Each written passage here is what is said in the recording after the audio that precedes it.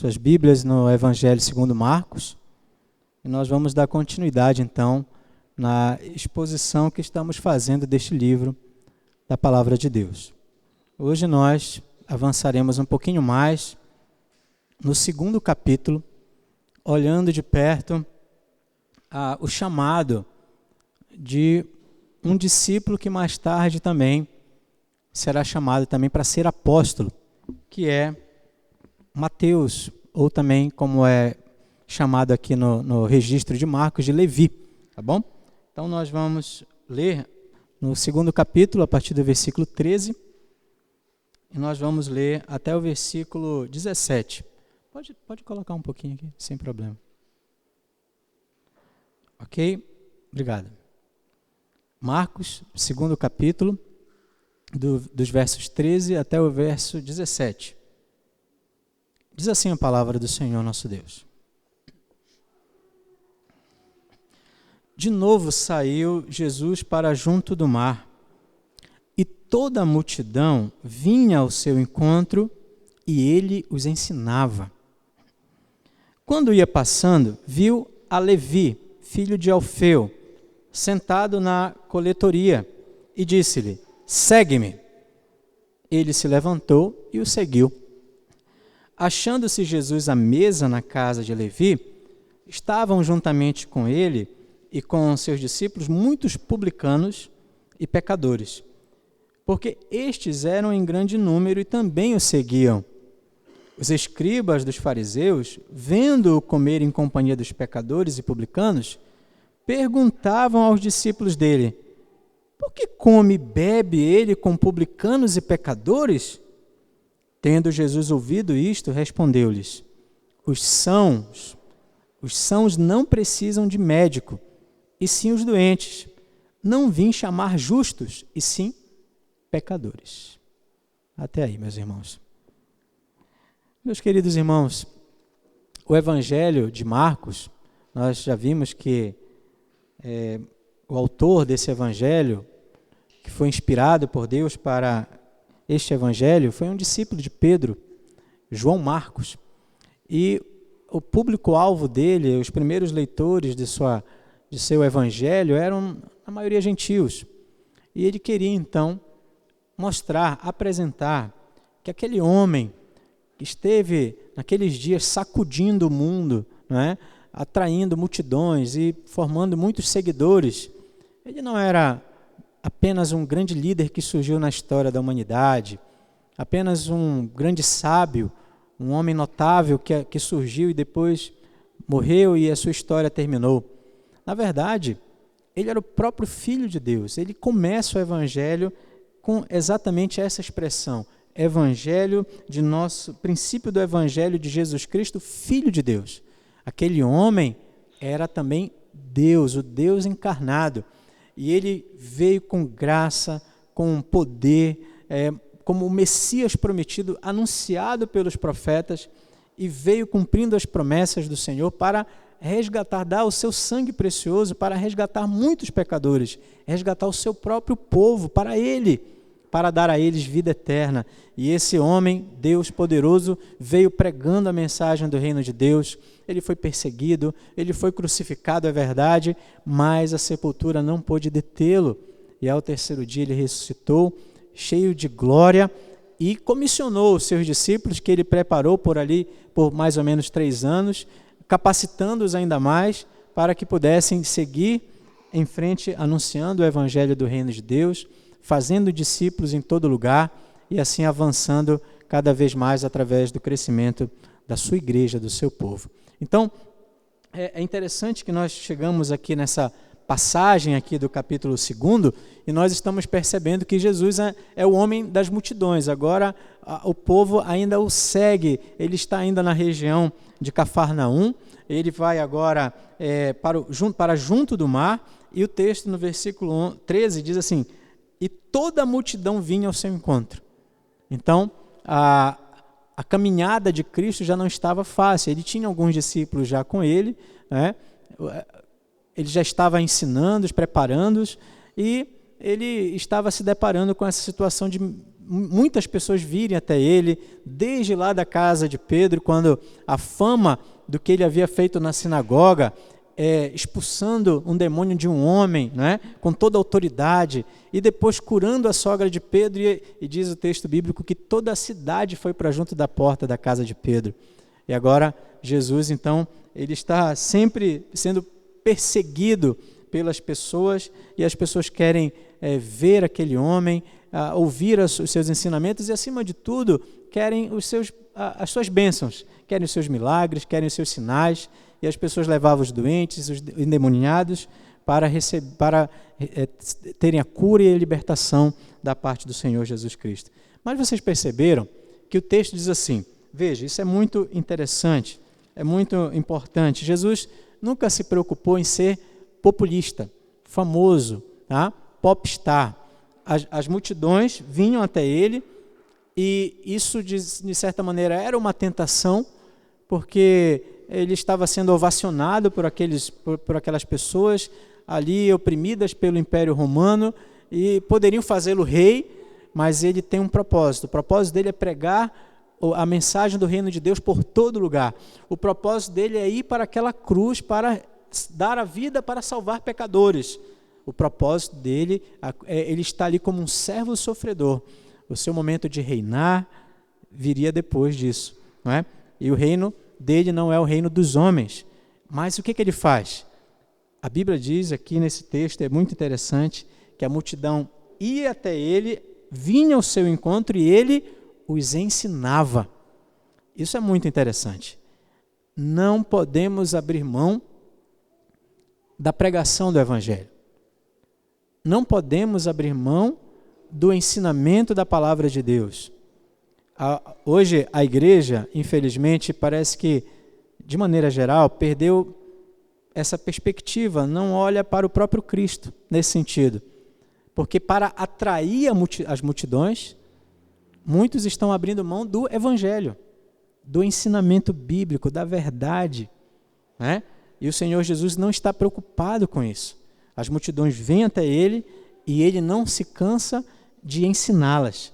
E nós temos, o texto não está dizendo exatamente qual era o conteúdo do ensinamento, mas nós podemos, pelos textos anteriores e por todos os evangelhos, perceber que ele chamava pecadores ao arrependimento, que ele anunciava que o reino de Deus havia chegado e desafiava a eles a abandonarem os maus caminhos e se voltarem para o Senhor, que é rico em perdoar.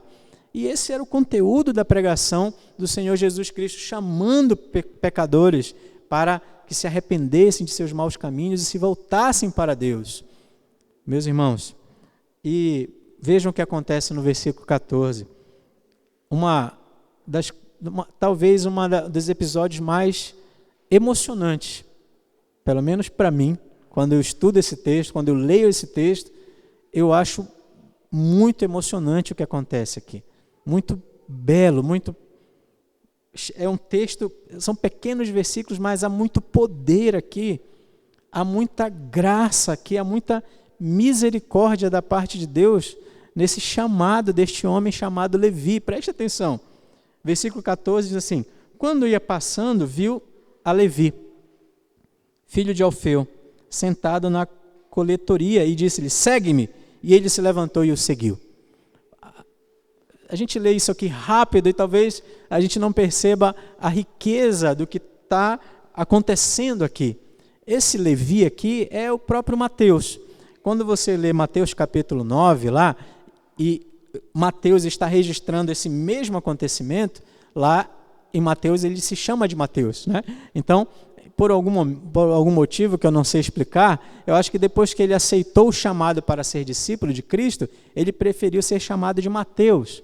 Então, aqui é Levi, este Levi é Mateus, o apóstolo, tá bom? No momento aqui ele não é apóstolo. No momento aqui ele recebe um chamado do Senhor Jesus para seguir a Jesus. E o texto diz que ele, sem pensar, se levantou e seguiu ao Senhor. Em outro texto, lá em Lucas, diz que ele deixou tudo para trás e seguiu o Salvador. Agora, irmãos, presta atenção. Quem era esse homem aqui? O texto bíblico nos diz que ele era filho de Alfeu, tá? Mas a informação aqui que eu creio que é mais importante é que ele estava sentado na coletoria. Sabe o que ele era? Sabe qual era a profissão deste homem? Ele era um cobrador de impostos.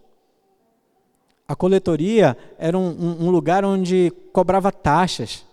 E eles eram também chamados de publicanos. Cobravam pesados impostos dos seus próprios compatriotas judeus.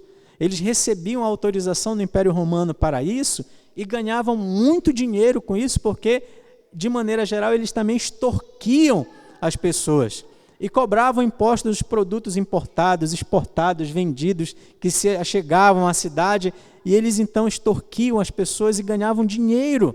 Passavam dinheiro para o Império e colocavam também muito dinheiro no bolso.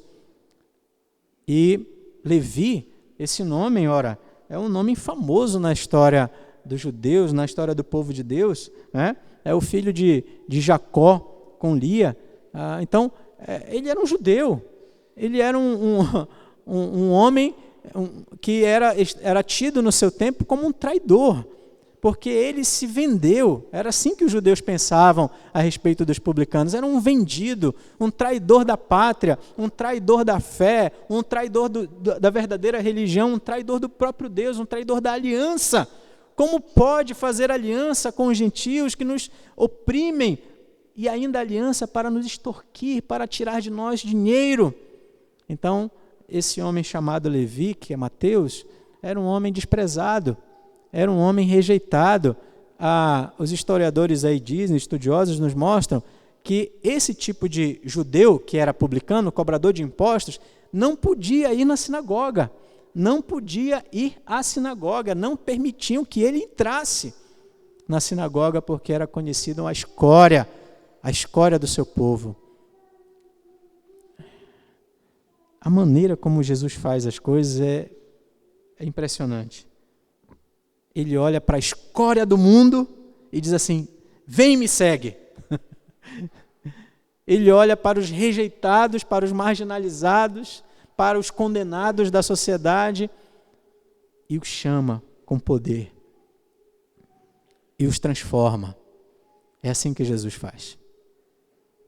Então, vocês entenderam agora quando eu disse que nessas poucas linhas há muito poder, há muita graça, há muito amor envolvido, há muita compaixão, há muita misericórdia. Porque o chamado de Jesus Cristo, e aqui vocês percebem que ele não pede que Levi dê uma chance para ele. Dê uma chance para Jesus. Não existe isso aqui. Aqui é um chamado soberano. Aqui Mateus recebe uma ordem soberana. Segue-me. E ele atende o chamado soberano de Cristo.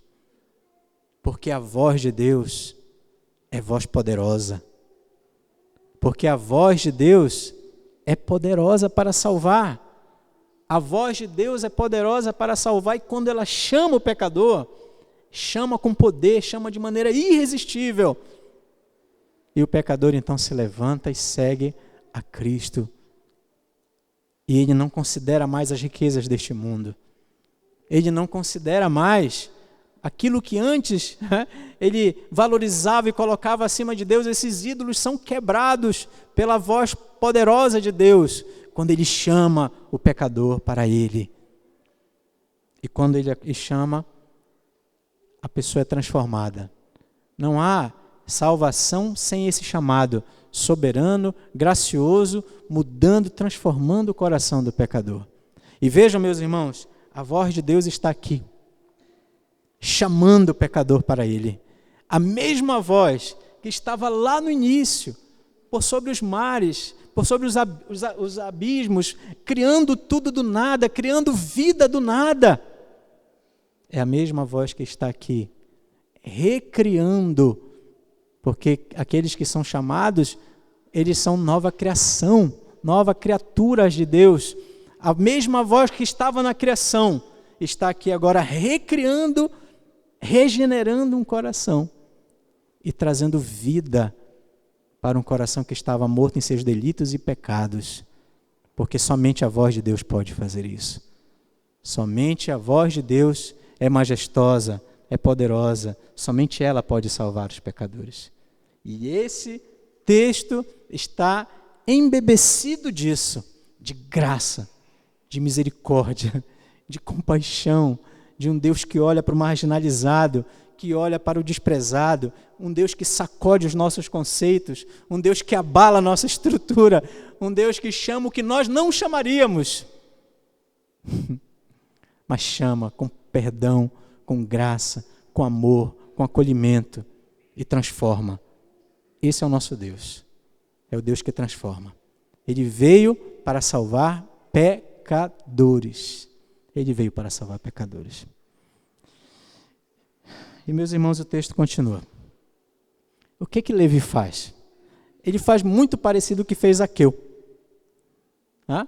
Ele fica tão impactado com o perdão que recebe, com o chamado de Cristo que recebe. E agora é uma suposição minha, imagino eu que ele aguardava esse grande dia. Por quê? Porque o evangelho que Mateus escreve é o evangelho que mais tem citações do Antigo Testamento. Então, este Levi, publicano, pecador, traidor, era um homem que conhecia as Escrituras. E quem sabe tinha grande expectativa de conhecer o Messias. E ele estava ouvindo por lá, que um homem estava andando naquela região, curando, mostrando os sinais do Messias. E quem sabe ele pensou, ele nunca vai olhar para mim. Mas ele se depara com Cristo cara a cara e recebe o chamado soberano dele. E ele não pensa duas vezes. E agora o que esse homem faz? Ele junta todos os publicanos que ele conhece e os pecadores e convida para um grande banquete para estarem com Jesus Cristo naquela mesa. Agora é interessante que o texto bíblico aqui diz, meus irmãos, presta atenção, que ali estavam muitos publicanos e pecadores, é o versículo 15. E essa palavra pecadores aí, veja só, todos nós somos pecadores, ok? Então, o Antigo Testamento deixa muito claro, o Salmo 14 diz que Deus olha do céu e não há um justo, um sequer. Então, todos são pecadores. Mas, aqui nesse texto, vocês vão perceber que aparecem os escribas dos fariseus. Essa ideia aqui de pecadores é uma ideia bem interessante, sabe por quê? Porque os fariseus, os escribas acreditavam que quem não seguisse à risca os ensinamentos dos fariseus eram pecadores. Eram pessoas deploráveis, pessoas que serviam para ser combustível no inferno. Então, esse texto aqui, publicanos e pecadores, creio eu, é uma referência para mostrar que Jesus está sentando com pessoas que de fato eram pecadoras, que de fato tinham pecados contra o Senhor, de fato precisavam de perdão, mas eram também pessoas que eram desprezadas pelos religiosos da época. Pelos religiosos que não têm compaixão, pelos religiosos que não acreditam que Deus pode perdoar e salvar um pecador. E o texto nos mostra que os escribas, vendo ele comer em companhia dos pecadores e publicanos, começaram a perguntar aos discípulos. Então, eu imagino que eles ficaram tão inquietos, chamaram Pedro, chamaram João, chamaram Tiago, por que o mestre de vocês está assentado com esses publicanos e pecadores, com a escória da sociedade? E naquela cultura, quem assentava-se com alguém para comer, isso implicava em dizer que já havia comunhão, havia amizade. Como é que pode ser amigo de gente assim? E a resposta de Jesus Cristo, meus irmãos, é impressionante. Versículo 17 diz assim: tendo ouvido isto, respondeu-lhes: os sãos não precisam de médico, e sim os doentes. Eu não vim para chamar justos, e sim pecadores. Os bons não precisam de médico. Os doentes, sim, eles precisam. E eu não vim aqui chamar pessoas que se acham justas, boas, mas eu vim chamar pecadores. Ora, meus irmãos, depois que o pecado entrou no mundo, não há mais sãos. Não há mais bons. Todos são maus e afetados pelo pecado. Todos quebram a lei de Deus. Mas o que Jesus está querendo dizer aqui é o seguinte, que existem pessoas que se acham que são sãs, que são boas, que não têm pecados contra o Senhor, que podem se salvar com as suas próprias obras, que podem impressionar a Deus, que podem barganhar com Deus. E o Senhor está dando um alerta, dizendo que esse tipo de mentalidade e esse tipo de pessoa está muito afastado do Senhor. E Jesus não veio por esse tipo de gente. Jesus não veio por pessoas que têm o nariz empinado, por pessoas que se acham melhores que as outras, por pessoas que não erram, que não pecam, que nunca erram. Jesus não veio, Jesus veio pelos doentes. Jesus veio pelos pecadores. Ele é o grande médico que veio para nos livrar do maior problema, da maior doença, que é o pecado. Veja a nossa sociedade como é. Hoje, há uma tendência muito grande de rejeitar a ideia, por exemplo, da culpa como ela é apresentada na Bíblia. Ideologias dizem, por exemplo, que a culpa é uma invenção social, uma pressão social, que não existe isso, que não existe um Deus que nós devemos dar satisfações a Ele, que nós somos a medida de todas as coisas, podemos viver como bem entendermos. Quem dá sentido à nossa própria vida é cada um de nós. Então, existe aí uma base ideológica neste mundo que faz com que essa ideia de que nós somos doentes e precisamos de Cristo, que isso não seja ouvido, que essa verdade não seja ouvida pelas pessoas. Cada vez mais a gente ouve palestras motivacionais dizendo que o homem tem a resposta para tudo, que está dentro dele, que ele pode, você pode tudo. E pessoas pagam milhões para ouvir isso e investem milhões nisso tudo. O homem de hoje não aceita ser limitado e muito menos doente, pecador. Então, perceba que há algo demoníaco na nossa sociedade para que os homens, para que as pessoas não se sintam ou reconheçam ou percebam que precisam desesperadamente de Jesus Cristo para a salvação, para serem perdoadas, para serem resgatadas de seus pecados. Então, nós precisamos ter muito cuidado. Jesus não veio para os sãos. E a nossa sociedade está tomada de gente que se acha boa, pessoas boas, que não precisam de Deus, que não precisam de Jesus Cristo para a salvação. Nós temos que ter muito cuidado com isso. Mas nós não vamos muito longe, nós temos que ter cuidado conosco. Veja, olha como é sutil isso, quando nós somos confrontados, nós temos a tendência de justificar nossos erros.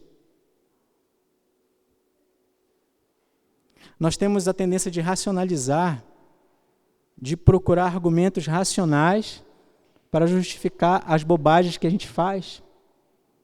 Nós temos a tendência de nos vitimizar.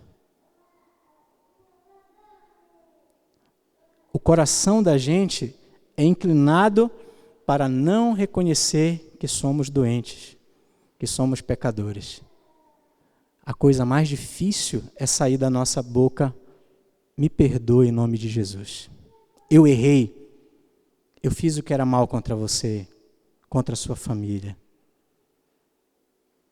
Porque o coração do homem se inclina para não reconhecer que precisa de Cristo. E o alerta é que Jesus não veio para os sãos, Ele veio para os doentes. Ele veio para aqueles que estão quebrados. Ele veio para aqueles que erraram, mas que reconhecem isso. E que se prostram diante dele. E que se arrependem das suas maldades. E que choram amargamente pelos seus pecados. E que o buscam para encontrar nele perdão e reconciliação com Deus. Ele veio para os pecadores. Irmãos, quero encerrar mostrando para vocês que a maneira como Marcos arranja esse texto é para nos levar a essa conclusão. Se vocês olharem, no finalzinho do capítulo 1, vocês vão encontrar um texto bíblico onde ele cura um leproso. Olhem, a partir do versículo 40 até o versículo 45, vocês vão encontrar essa cura fantástica do Senhor Jesus tocando no leproso. E nenhuma doença, pelo menos acredito que nas Escrituras, retrata melhor a realidade do pecado do que a lepra. Porque a lepra toma conta do corpo e atinge até os ossos e apodrece tudo. E a pessoa leprosa, naqueles dias, ela era excluída da sociedade. Ela se tornava impura para a própria religião, para as liturgias. E é interessante que o pecado faz isso exatamente com a gente. O pecado toma conta de tudo. O pecado faz doer até os nossos ossos. E o pecado faz a gente se afastar. E faz a gente afastar as pessoas de nós. Mas veja que quando você olha para o início do capítulo 2, é muito interessante. É um texto muito bonito, que mostra a cura de um paralítico. Vocês lembram? Foi domingo passado que nós pregamos esse texto. E o que acontece? Um paralítico é descido pelo teto, pelos amigos, e Jesus diz o que àquele paralítico? Os teus pecados estão perdoados. Aí existe toda aquela discussão que nós já analisamos, e ele, o que é mais fácil dizer? Os teus pecados estão perdoados ou toma o teu leito e anda? E Jesus então ordenou que ele tomasse o leito e andasse, ele curou aquele homem, demonstrando que ele tinha poder para curar e para perdoar pecados. Ele cura o leproso, ele perdoa pecados. E agora nesse texto, nós estamos vendo ele chamando um leproso, um pecador, porque ele cura, ele perdoa. Ele é o abrigo dos pecadores. Ele é a solução para a lepra do pecado. Ele é Jesus. Ele é o nosso Senhor. Quando pecarmos, irmãos, não precisamos correr dele, mas na verdade correr para ele. Porque ele veio para os doentes. Ele não veio para quem é bom, para quem é todo certo, para quem não faz nada de errado. Ele veio para os enfermos. Ele veio chamar pecadores e não justos para a salvação. Eu quero concluir fazendo uma aplicação para vocês no seguinte sentido. Às vezes nós temos pessoas que nós amamos e a gente gostaria que essas pessoas fossem transformadas por Deus. Às vezes a gente vê pessoas que nós amamos e pessoas que caminham o caminho do erro, das paixões. E a gente se preocupa com isso. A gente chora aos pés da cruz. Nós queremos essas pessoas, parentes e amigos, nós queremos alcançados por Cristo, transformados pelo Evangelho de Deus. Mas a gente nunca pode perder a percepção, a visão, a compreensão da verdade que a voz de Deus é poderosa. Nós nunca podemos desistir. Sempre temos que orar e compartilhar o Evangelho, porque no dia que Jesus Cristo chamar com poder, vai se levantar da coletoria e vai seguir a Ele. Porque a voz de Deus é poderosa. Nós temos que perseverar, meus irmãos, em oração, aos pés da cruz, chorando, confiando e esperando no dia em que Cristo vai chamar Levi, em que Cristo vai chamar Mateus e vai arrancá-lo da marginalidade, do pecado, da lepra, porque ele veio por pecadores. E nós, meus irmãos, precisamos ter cuidado para que a empáfia, a soberba, a jactância, o orgulho, a vaidade não nos contamine. E nós mesmos, de repente, não percebamos que nós não estamos mais nos quebrantando diante de Cristo e confessando os nossos pecados para Ele e reconhecendo os nossos pecados também contra nossos irmãos. os nossos pecados como igreja contra a sociedade, as nossas falhas, as nossas faltas. Nós temos que ter cuidado, como igreja de Cristo, que nós não passemos a achar que somos justos e não pecadores. Muito cuidado. Santo Agostinho disse o seguinte: quem quiser se matricular na história de Cristo, precisa aprender 3 lições importantes. 3 lições. Você quer anotar? A primeira lição, a lição da humildade. A segunda lição, a lição da humildade. E a terceira lição, a lição da humildade. Quem se matriculou na escola de Cristo, quem segue a Cristo, precisa ter humildade. Muito cuidado, todos nós aqui, para que nós não nos achemos justos demais aos nossos próprios olhos. Na verdade, o que nós devemos buscar é a justiça que está além de nós, que nós chamamos isso de justificação pela graça mediante a fé. Que por causa de Cristo e da obra dele, nós possamos ser declarados justos pelo Pai. Que Deus nos abençoe, que Deus nos ajude, que seja confortante para vocês, para mim, para todos nós, que Jesus veio por pecadores como nós. E que nós possamos, meus irmãos, levar esse evangelho lá fora.